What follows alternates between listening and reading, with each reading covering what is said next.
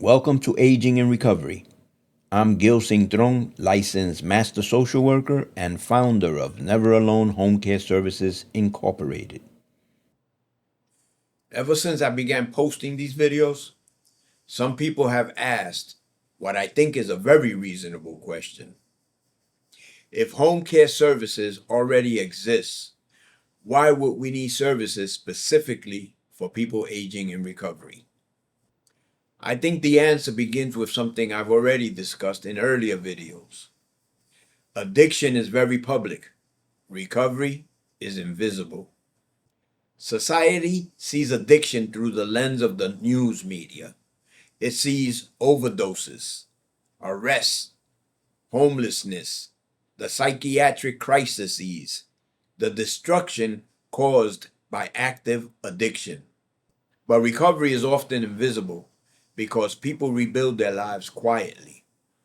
They go back to work, raise families, establish businesses, pay taxes, help others, and become productive members of their communities. And many do this silently, quietly, for decades. What society is now beginning to confront is the reality that this invisible cohort is aging. People with 10, 20, 30, 40, and sometimes 50 or more years in recovery are now entering their later elderly years. And like everyone else that's aging, many now require aging services. Services such as home attendants, home health aides, assisted living, and nursing home care. But there is one important difference. Recovery is not simply abstinence. Recovery is a way of life.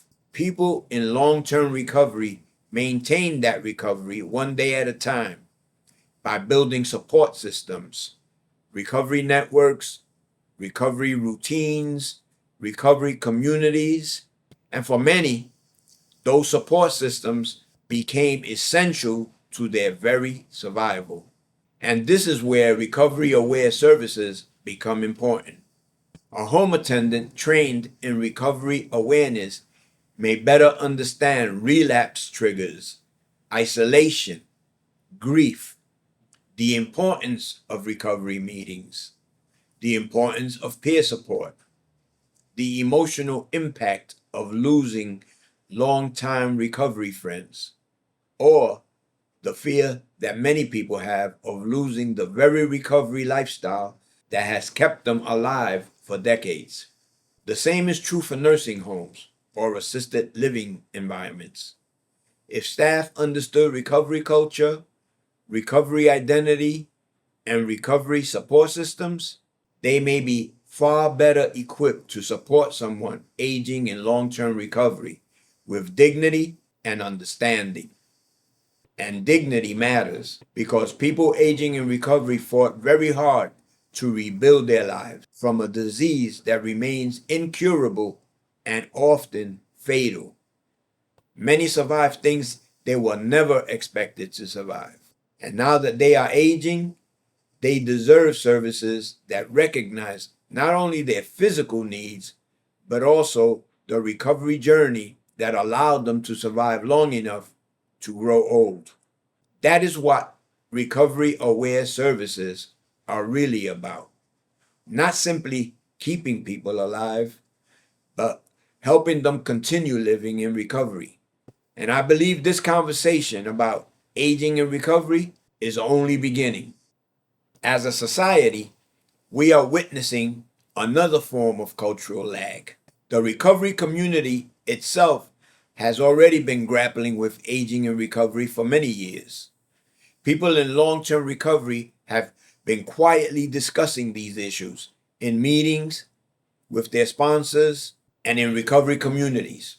Issues like aging, cognitive decline, chronic illness, mobility loss, grief, isolation, pain management, the death of recovery friends, spouses, and partners, and the fear of losing independence while trying to maintain their recovery. The recovery community already knows this population exists, but society and many of its institutions may now only be beginning to realize that there is actually a very large segment of the population that are aging from addiction, that have maintained a long-term recovery, and that are now aging in that recovery and require aging services just like the broader aging population.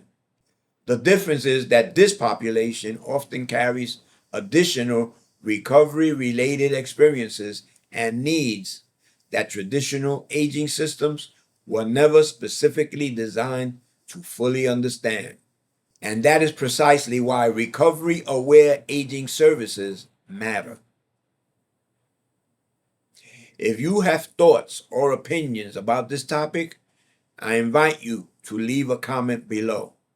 I believe it's time for us to begin a broader public dialogue about aging in recovery and the service needs of this growing population. If you find these conversations meaningful, please like and subscribe to our video. Follow this channel as we continue exploring the concepts of aging in recovery, the invisible cohort, recovery-informed care, and the future of long-term recovery. This has been Aging in Recovery. If this topic matters to you, please stay with us as we continue to explore this emerging field.